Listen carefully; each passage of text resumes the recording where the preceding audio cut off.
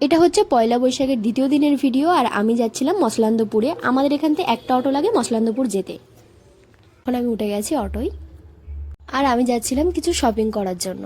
আর auto থেকে নেমেই এসে গেছি স্টেশনের উপরে। এখানে নাকি একটা আঙ্কেল খুব ভালো ফুচকা বিক্রি করে, তাই আমরা যাচ্ছিলাম সেখানে খেতে।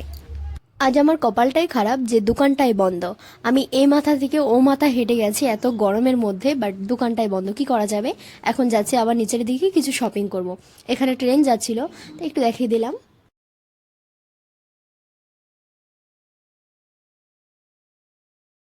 আর কিছু দূর হাঁটতে না হাঁটতেই এখানে এসে দেখলাম একটা ছোট্ট স্টলে একটা আঙ্কেল আন্টি ডাল বড়া বিক্রি করছে, যেটা ছিল গরম গরম।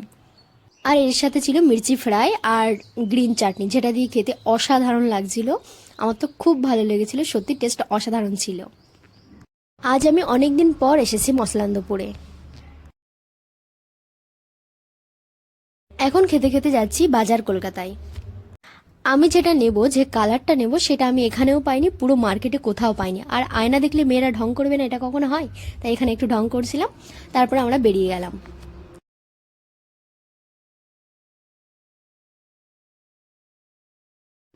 আর আমার একটা জুতো নেবার ছিল, তাই আমি এই জুতোটা নিয়েছি। কেমন হয়েছে অবশ্যই জানাবে, আমার মায়ের খুব পছন্দ হয়েছে, আমারও ভালো লেগেছে, ওটা খুব সুন্দর। তারপর আমি এখানে এসেছিলাম মোমো খেতে, আর যেখান থেকে আমি অর্ডার করেছিলাম 1 প্লেট মোমো আর 2টো চিকেন ললিপপ। আর আমাকে দেখলেই বুঝতে পারবে যে আমি কতটা মন দিয়ে মোমোগুলো খাচ্ছি।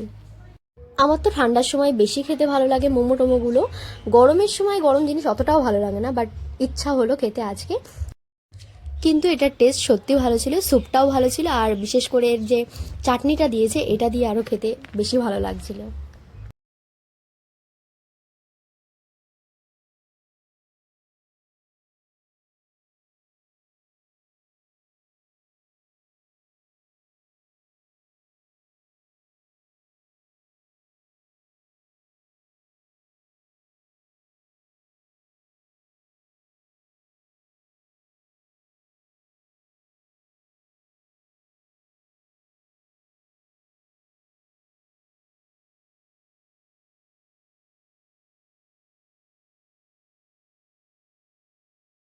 আমার স্যুপটা খেতে খেতে এখানে চলে এসেছে চিকেন ললিপপ।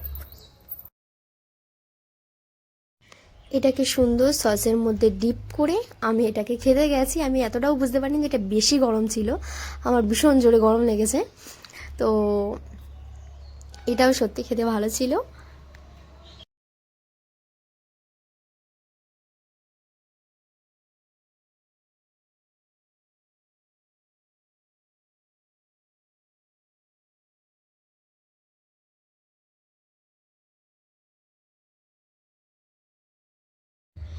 এত গরম গরম খেয়ে আমার একটু ঠান্ডা খাওয়ার ইচ্ছা হয়েছিল, তাই এখান থেকে নিয়েছিলাম একটা ছোট্ট বাটি আইসক্রিম, যেটা আমি অটোর ভিতরে বসে বসে খাচ্ছিলাম।